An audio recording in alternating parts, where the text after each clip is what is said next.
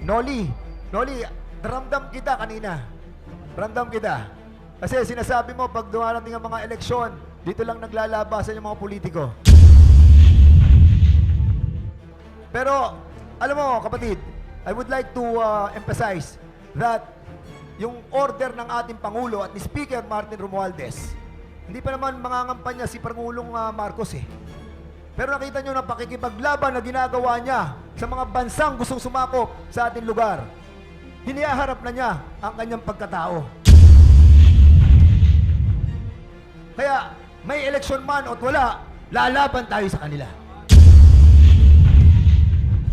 Ang katanungan ko lamang sa mga mangingisda, no? Kasi basically, doon sa nadinig namin kanina, talagang lumalabas na matagal na kayo nangingisda doon sa lugar ng Baho Masinloc. At nasabi ni Governor Ebdane na panahon pa ata ng Kastila, nakapangato sa Panatag, tinatawag na nating Panatag, tinatawag na nating Scarborough, tinatawag na nating Carburo. Parang meron pang Maruna at ako nadinig dati na tinatawag tong So ibig sabihin, talagang matagal ng claim to ng Pilipinas. At nabasa ko dun sa primer na tungkol dito sa Masinloc na pumasok lamang ang China noong 1980. Tama po ba yun, Governor? Nung parang pinangalanan nila yung Masinloc na yan na Wanyang, parang gano'n nakalagay. Nung pumasok sila, ang Taiwan saka China. Ngayon, ang tanong ko sa ating mga mangingisda, basically, pag nangingisda kayo doon, talagang kanya-kanya po ba tayo na nangingisda? Kasi kanina, nadinig ko, pag umalis kayo ng Wednesday, babalik kayo ng Friday, kasi masyadong malayo. Ilang oras po ba ang papunta doon? Sir. Ilang oras po? Sir. 12 hours. So, mga 3 araw kayo bago makabalik. Parang ganun po. At kung kayo po'y bumabiyahe doon sa areang yon, na kung saan tinatawag yung lagoon, nadinig ko kay Governor, na punong-puno ng mga isda. So, kanya-kanya po kayo ng pagbabiyahe. Ganun po ba yon? So, ang ginagamit nyo po ay yung kanya-kanyang bangka. At pag nakikita nyo yung ating mga foreigners like China, Vietnamese, Malaysia, sila rin nangingisda rin sila doon. At gumagamit din sila ng bangkang mga katulad ng bangka ninyo. Malalaki. Malalaki ang mga bangka nila. Yes, Hello, sir. sir. Malalaki po. Malalaki. Sir, At dati po, sir, open lagoon yan, sir. Lahat. China, Malaysia, Indonesia, lahat, sir. Hindi, open ako. Okay, alam ko yun. So, siya tanong ko, kapag nangingisda kayo, kanya-kanya kayo, di ba? Opo. Kanya-kanya. Opo, sir. Tapos, Opo, ang mga nakikita niyo mga vessel ng Vietnam, ng Malaysia, ng China, mga malalaking barko. Opo, Yun ang sir. ginagamit nilang pangingisda. Correct? Yes, sir. Mr. Chairman, medyo kanina kasi, tinitingnan ko yung parang malaking problema na kinakaharap nila eh. Parang somehow, nung unang panahon na tayo nangingisda, ganyan ang ginagamit natin, maliliit na bangka. Dumaan ng maraming panahon, ganyan pa rin ang ginagawa natin ng klase ng pangingisda. We have evolved. Ang China, ang Vietnam, ang Malaysia, they have evolved the fishing boat and the fishing style. Yung system ng kanilang pangingisda, ibang-iba na po ngayon. Pero ngayon, Why sir, not? Why not? sir, Why pero not? ngayon- Opo, sige po. Why not consolidate? I-consolidate natin ang ating pong mga grupo na kung saan sama-sama tayong mga isda na malaking barko na dala-dala natin, complete with protective gear. Systematic ang pagkuha ng lugar kung saan tayo mangingisda na makikita natin na kung saan yung maraming isda, na kung saan matatakot din yung ating mga kalaban. Mr. Chairman, ang aking pong proposal, dahil nakita po natin yung kanilang problema that still kanya-kanya ng pangingisda ang ating mga mangingisda at pag pumunta sila sa laot, yung kanilang pong seguridad ay hindi natin matatawaran. Dahil kung ganun po ang estado na kinalalagyan nila sa ngayon, na nangingisda sila using the traditional boat, I think ang ating pong mga mangingisda ay mailalagay sa mapanganib na sitwasyon.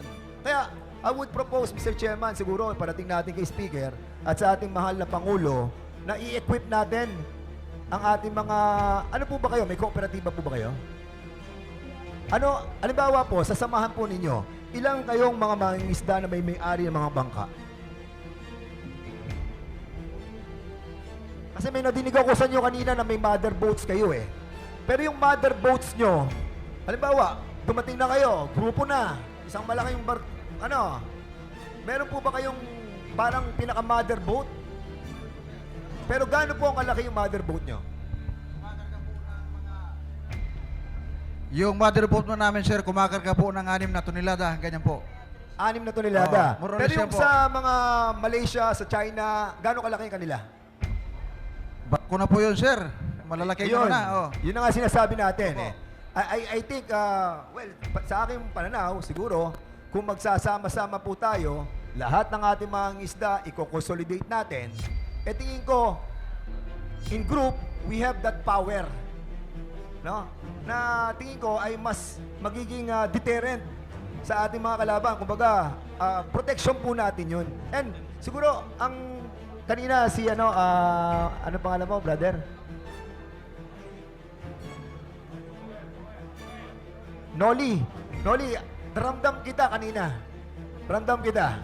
Kasi sinasabi mo, pag dumarating ang mga eleksyon, dito lang naglalabasan yung mga politiko. Pero, alam mo, kapatid, I would like to emphasize that yung order ng ating Pangulo at ni Speaker Martin Romualdez, hindi pa naman mangangampanya si Pangulong Marcos eh. Pero nakita nyo ng pakikipaglaban na ginagawa niya sa mga bansang gustong sumakop sa ating lugar. Hiniharap na niya ang kanyang pagkatao.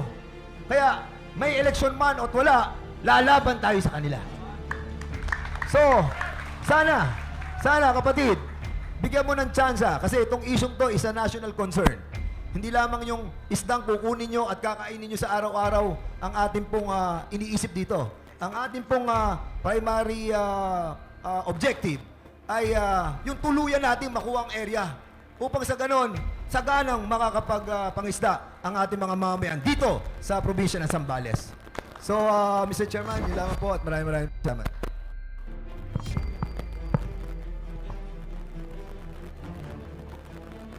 Maraming salamat po, Congressman Dan Fernandez. Yung recommendation mo po will be seriously considered by the joint committees ng Defense and West Philippine Sea. So salamat po. Sunod po ay papakinggan natin yung sarili niyong Congressman din. Andito po, we call on Congressman J. Kong Hoon. You're recognized, sir. Good morning, Mr. Chair. Tanong ko lang ating mga mangingisda, ano? Kasi nagkaroon sa unang distrito ng Zambales, sa bayan ng Subic, nagkaroon kami ng problema sa BIFAR. Kasi ang pinoprovide na bangka ng BIFAR, yung mga maliliit. Sa totoo lang, na pag may nangyayaring kalamidad, pag may nangyayaring pang-aapi ng China sa atin, nagbibigay sila ng ayuda. Ang problema, yung ayudang binibigay nila sa ating bangka, disagwan at saka maliliit. Tama, mali. Tapos kung magbibigay sila ng bangka yung malalaki na nakakarating sa Scarborough, iisa lang yung ibinibigay lagi. So, ano ba ang tulong na kailangan natin? Lalong-lalo na yung ating mangingisda. Anong suporta ang kinakailangan ninyo? Lalong-lalo na sa ating pamahalaan. Kasi naandito po kami upang marinig ang inyong mga hinaing at pangangailangan. Lalong-lalo na para maipagpatuloy po ninyo yung inyong hanap buhay. Lalong-lalo na yung pangisdaan. Kasi ako naramdaman ko yun eh. Inibigyan nila tayo ng bangka, pero ang liliit yung pang-ilog. Pero yung mga mangingisda natin sa Scarborough nangingisda para may masabi lang yung national government dati. Di ba tama? Ang ibinibigay sa atin maliliit. So ano ba talaga yung tingin ninyong tulong na kinakailangan para may pagpatuloy nyo inyong hanap buhay na pangisda sa Scarborough? Your Honor, magandang umaga po muli. Alam niyo po, ang amin po bilang isang leader ng bayan ng Masinloc, alam po namin na ang aming mahal na mayor ay patuloy na namibigay po ng tulong sa ating pong mga mangingisda. At siya po ay nagbigay ng isang lansya sa isang kooperatiba po dito sa aming bayan. At namigay din po ng mga motherboard sa grupo po ng La Salvia sa ano po. Yes, alam natin yung tulong ng lokal na pamahalaan. Opo. Pero ito ang itinatanong ko sa inyo. Tulong ng national government, national agency, katulad ng BIFAR. Ano yung kailangan nilang ibigay na tulong? So, Dahil ito sila po yung aming panawagan. Dahil sila yung ahensya Opo. na namamahala, lalong-lalo na sa mga isda. Po, ang hiling po namin dito ay mabigyan po kami ng malalaking fishing vessel para sa ganun po ay makasama kami sa ating pong mga pagpapatrolya sa ating pong karagatan para bilang isang mga mangisda ay kabilang din po kami na para nagbabantay sa ating karagatan at kasabay nito ay makapaghanap buhay din po kami ng marangal na hindi lamang po yung mga kapitalista ang siyang nakikinabang sa ating pong mga karagatan. Kaya ang hiling po namin, mabigyan po kami na kahit na tig-isang barko sa bawat isang probinsya or sa ating pong bayan. Sa bayan ng Subic, may pinamigay ang BIFAR na isang malaking isda, ay malaking bangka na ginagamit, no? Gutom na kasi kami. Kaya isda na yung naiisip namin. Sa bayan ng Subic, may binigay na malaking bangka, no? Hindi ko alam kung 60-footer o 90-footer yon. Yes po. 90-footer ba yun? 60-footer? 90-footer po yung 90 binigay footer. ng mga nakaraan. Kayo ba sa bayan ng dito sa Masinloc nabigyan na kayo? Hindi pa po. Hindi pa. Opo. So mga ganong klaseng barko ang kailangan ninyo para makapangisda kayo sa Scarborough na maayos? Sa tingin ko po dahil doon sa disenyo na kanilang ginawa ay hindi po siya proportion para sa amin pong mga mangisda dahil wala po sa tamang disenyo. Yun lamang po yung aming nakita ron at kulang po sa sukat at laki ng mga pinamigay po nila. Mr. Chairman, yan po yung nagiging problema ng ating mga mangingisda. Sa nakikita ko dito ang problema sa Zambales. Iba ang ibinibigay na solusyon ng BIFAR sa mga mangingisda, pero iba naman yung kanilang pangangailangan. So tingin ko kailangan lalong-lalo na itong darating na hearing ng ating budget, yung sa BIFAR, kailangan tingin ko na mas tingnan natin yung isinusupply nila ng mga bangka sa ating mga mangingisda na kailangan angkop sa kanilang mga pangangailangan. Dahil narinig na natin sa mga mangingisda ngayon, yung ibinibigay sa kanilang mga bangka ay hindi angkop sa kanilang ikinabubuhay. So, imbis na matulungan sila, lalo silang pinahihirapan. Pero ang dating sa atin, sa totoo lang, kunyari tinutulungan nila yung mga mangingisda, pero sa totoo lang, hindi nila natutulungan. Tingnan nyo sa ngayon, ang laki-laki ng budget na ibinibigay ng Kongreso sa BIFAR. Pero minsan wala silang tulong na naibibigay sa ating mga mangingisda. So I suggest, Mr. Chairman, na sa darating na budget season, balangkasin natin yung budget ng BIFAR, tignan natin kung ang ibinibigay pa natin budget sa kanila angkop sa natatanggap ng mga isda. Dahil tingin ko, Mr. Chairman, may kalokohan sa BIFAR ngayon, niloloko nila yung mga isda. Duly noted, Congressman Jay Kong Hoon. At asahan niyo po na sa darating na budget hearing, lalong-lalo na itong third quarter until last quarter, nandito po kami makikinig at ibabalik po namin yan na issue na na-raise ninyo, lalong-lalo na pinarating ni Congressman Jay Kong Hoon. So at this point, allow me as the acting chairman to recognize our next member ng komitiba na gustong maiparating sa inyo. Galing po sa Surigao del Norte, atin po nire-recognize si Kong Ace Barbers. Maraming salamat, Mr. Chairman. Magandang tanghali po sa ating lahat. Lalo na po sa ating Governor Junip Dane, sa ating Mayor, sa ating Congresswoman at sa ating mga kasamahan ng Kongreso. Alam niyo po, ramdam ho namin na kami ho ay pinadala rito upang makinig sa mga hinaing at sa loobin ng ating mga kababayan dito sa Masinloc. Sa kasalukuyan ho kasi, kami po ay naghihiring. Isa sa pinaka-importanting pinag-uusapan sa Kongreso ay yung pong sinasabing secret agreement na kung saan ang karamihan, ang paniwala namin ay isa ito naging dahilan kung bakit nagiging agresibo itong ating mga kapit bansa na China. Maaring hindi ho accurate yung aking teorya, ngunit makikita ho natin na kapag ang usapan ay at maliliit na mga fishing vessels ang pumapasok, parang hindi ho nila binobomba ng tubig. Pero kapag pumapasok ang Coast Guard o malalaking barko, yun naman ho ang tinatarget nila ng kanilang water cannon. Ngayon, dahil ho sa inyong mga saluubin na ipinahayag ngayong araw dito sa ating public consultation, makakaasa po kayo na lahat po ito, ang Komite ng West Philippine Sea at ang Komite ng National Defense, kami po ay susulat ng report. Ang tawag po dyan ay committee report. Ito pong committee report na ito ay maghahayag ng inyong mga saluubin at yung aming nakikitang maaring solusyon sa problemang kinakaharap ng ating mga kababayan dito. Alam niyo po, kung protesta o sinasabing diplomatic protest, napakarami na po nating diplomatic protest. Mukhang hindi ho ino-honor at hindi ho pinapansin. Yung UNCLOS mismo, yung arbitral ruling ay pabor sa ating bansa, pero hindi rin ho ino-honor. So hindi ho natin, kung ano pa ho sa ating palagay, at natin gawin, pasan yung gulo. Kanina narinig ko si Congressman Dan Fernandez. Parang gusto na lumusob eh.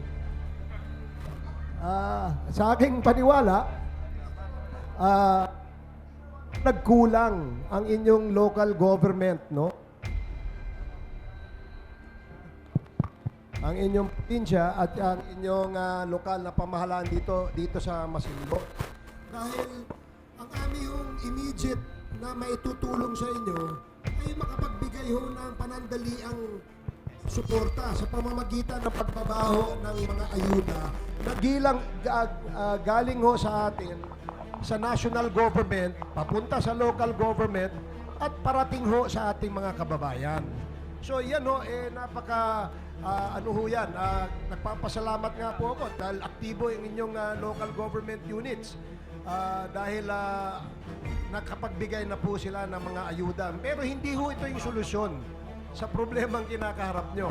Ang aming hong gagawin dito sa komite, sisiguraduhin ho namin na pag-aaralang mabuti ang aming pulisiya na itutulak nang sa ganun tayo ay bigyang pansinan ng ating kapitbansa. Ayaw ho natin ng gulo. Hindi ho tayo nag-uumpisa ng gulo. Pero alam niyo po, ang Pilipino, huwag niyong kalabitin. Dahil kahit maliit ang Pilipino, lumalaki rin yan. So, yun po, yun po ang aking punto, no? At ang gusto ko lamang pong iparating, tayo po'y magkaisa, tayo po ay magkaisa, manalangin tayo. Sabi po ni Mayor, manalangin tayo. Sama-sama po tayong manalangin. Dahil itong problemang ito ay hindi lang problema sa kasalukuyan. Kung hindi ho natin masusolusyonan itong problemang ito, magiging problema ito sa mga susunod na henerasyon. At ayaw po natin mangyari yan dahil tayo ang sisisihin ng mga susunod na henerasyon. Sa amin, sa Kongreso, ang aming layunin, kaya ho kami nagpunta rito, ay pakinggan kayo. Para pag kami ho ay gumawa ng report, sisiguraduhin ho namin na lahat ng aming maisip na pulisiya ang pwede natin gawin sa ating bansa, sa national government, magamit po natin dito pag-solve itong problema ito. National government, ang ating Pangulo, hindi ho nagkulang. Ang ating speaker, hindi rin po nagkulang. Ang inyong local government, hindi rin ho nagkulang. Ang inyong mga kongresista at congressman, congresswoman dito ay aktibo hong tumutulong para itong problema nyo ay masolusyonan. So, yun lamang ang gusto kong iparating, Mr. Chairman, at maraming salamat. Maraming salamat po, Congressman Ace Barbers. Ngayon po ay pakinggan muna natin Sunod po, galing naman po sa probinsya ng Camiguin, Congressman JJ Romualdo. Thank you, Chairman. Magandang umaga po sa ating lahat, especially to Governor Judith Dani, my dad. We were together, nagkasama po kaming gobernador sa Governor's League kasi naging governor po ako, 3-term governor, naging mayor, balik ng dating congressman, naging congressman uli ngayon. Now, tatanong ko lang po, lalo na kay Barangay Kapitan, nung una nagsalita. Simula po noon, yung tatay nyo, lolo nyo, tatay nyo, fisher folk na po kayo. Wala, aside from going to fishing, wala ba kayong livelihood program? Especially yung sinabi ni Governor Dani na kung may bagyo, 3 araw, sakit na sa ulo. Totoo po, naging governor po din ako.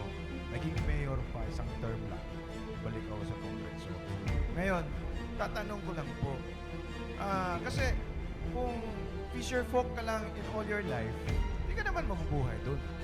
Especially 6 months na yung bagyo, 6 months hindi. Wala ko kayong livelihood yung grupo ninyo. May tatanong ko lang po. Wala. Imposible po yun.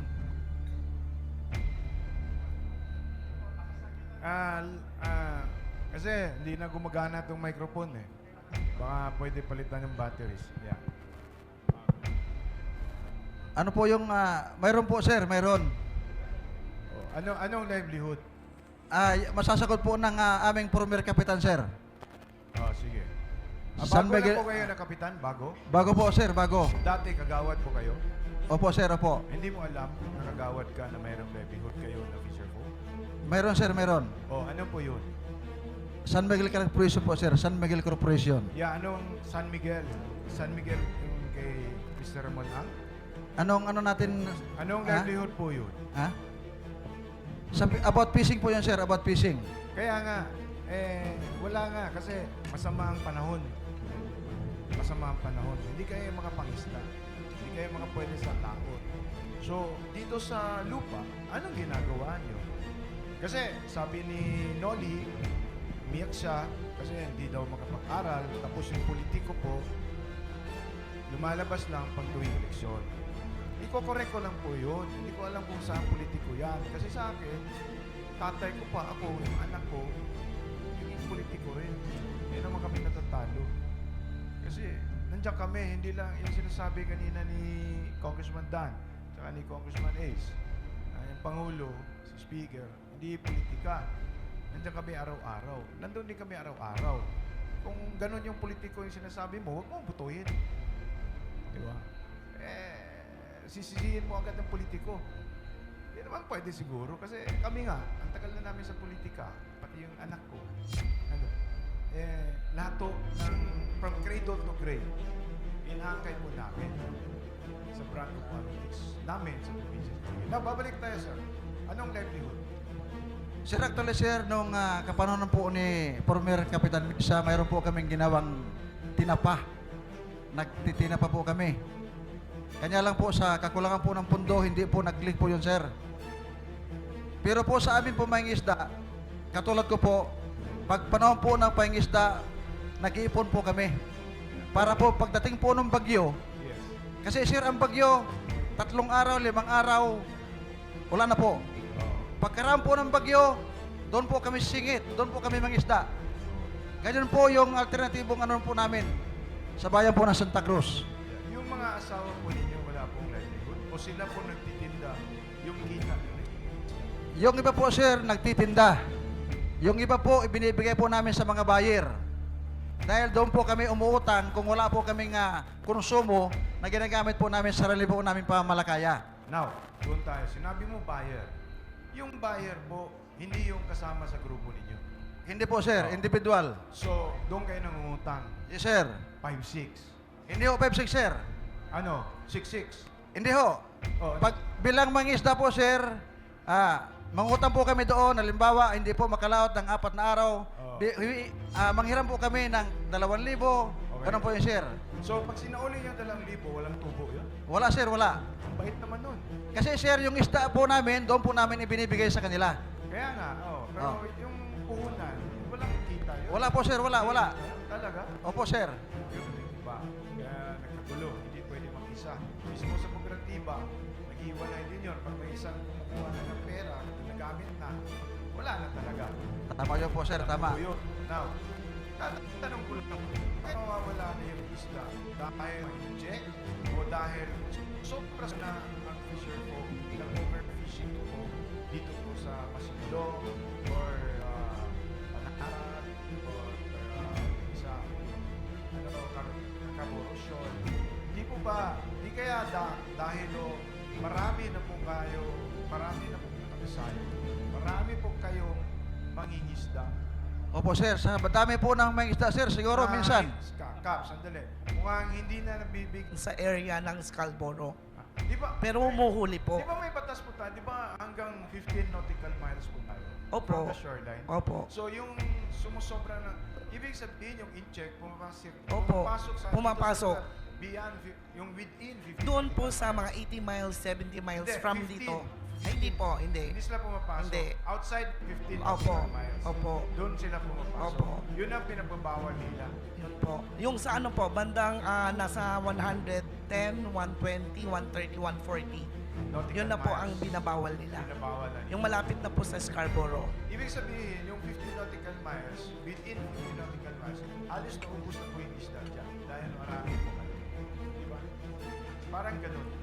Kasi, di ba, ibang bansa, pinagbawal yung isda, mag-iisda sa buwan, kasi pinapatubo. Pero dito sa atin, dahil sa dami doon, kaya pupunta po tayo sa dami. Di ba? Tama po yan, ma'am? Opo, basta bawal po 15. 15. Yun po, mga Pag isda 20 pumapasok, yan. within 15, after 15, pumapasok po sila. Opo. Nasa 80 miles, ganyan.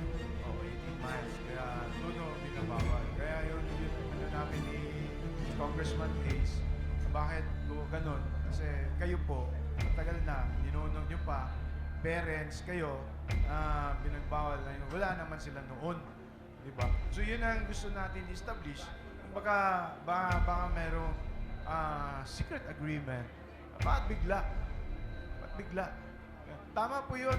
Sa amin po sa probinsya, meron po mga local na po nagdadala ng, ano yun, yung ilaw, ay sinasabi. Super light. Super light at saka yung isa. Ayaw. Hindi, payaw, andyan yun. Yung super light at saka yung isa yung sinabi mo una, malaki, yung malalaki. Yung lambat po, lambat. No, yung ilaw din. Super light po. Super light. Opo. Oh, pinagbawal po namin yun. Sa Bawal po talaga within yun sa eh. amin. Bawal po. Oo, bawal po yun. Pero sila, ginagamit nila yon. Kasi tinitinawin, kasi yun din yung inano namin. Trabaho po ng Coast Guard yun, malalaman namin. Yung Coast Guard and of course, yung BFAR po natin, kasi may mga barko naman po din ang mga BFAR po ngayon. Lahat po ngayon. Now, sa sinasabi po natin, tulad sinasabi ni Congressman Che, na totoo po yun. Papakorek po namin yung BFAR. Kasi yung barko nila binibigay, yung parang blue, bamboo, yung fiberglass, hindi nga balanse. Lalagyan po pa ng cutting. Tapos yung mga makina, maliliit. Oo, ganun o yun. Talagang lugi po tayo. Kasi titingnan po natin, ito si Congressman Ortega, kami dito, tsaka si Congressman Ernex ng Manila po, tinitingnan namin. Kasi malaki ho talagang budget ng BFAR. Tapos bakit ganun lang? At saka isa pa yun, yung tinitingnan namin, yung barko na binibigay, tinitingnan namin after sales. Kasi sa China, tinignan ko rin yun yan. Yung komisyon, yung governor, tinignan mga fishing vessels nila. Yung gobyerno ho, tutok. Tsaka, pag nasira yun, yung gobyerno ho, nandyan. Yun yung diferensya. Dito, hanap tayo ng puhunan.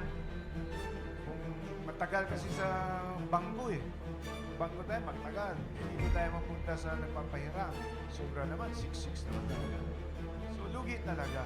Anyway, babalik po tayo dyan kasi mag-ikot ba naman tayo kasi gusto ko matapos lahat na kami yung lahat na magtatanong. At least po, may idea na po ako. Kasi concern po ako sa livelihood. Kasi sabi ni Noli na yung ayuda-ayuda, yung isang araw, totoo naman talaga.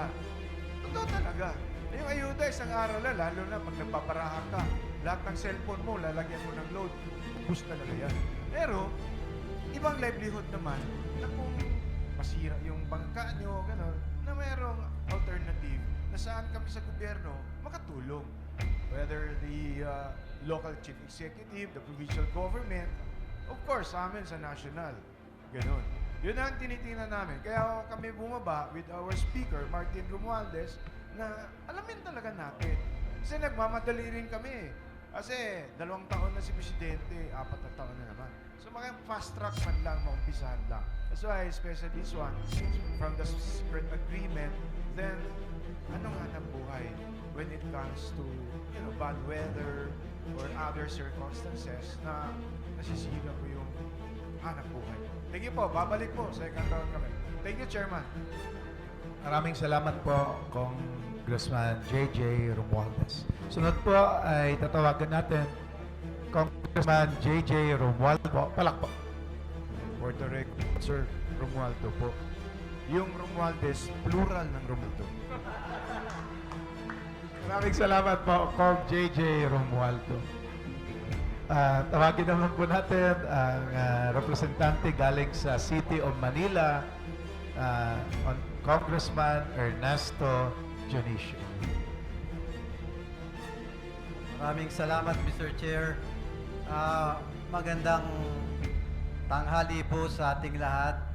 Kay si Kuya Noli, yung saludo po ako sa inyo. Gawa ng yung salubin nyo, pinaalam nyo po sa amin. Kaya po kami naririto sa ating mga fisher folks at sa inyo po lahat na mangingisda, para makinig po sa inyo. Kaya, pasensya na, Kuya Noli, naantig ako sa sinabi mo eh. Bagamat malayo po kami dun sa Maynila pa ako galing, at naririto po kami para makinig talaga sa inyo. Pero alam po ninyo na yung pinanggit ng mga kasama kong kongresista dito, yung BIPAR, isa natin talagang problema.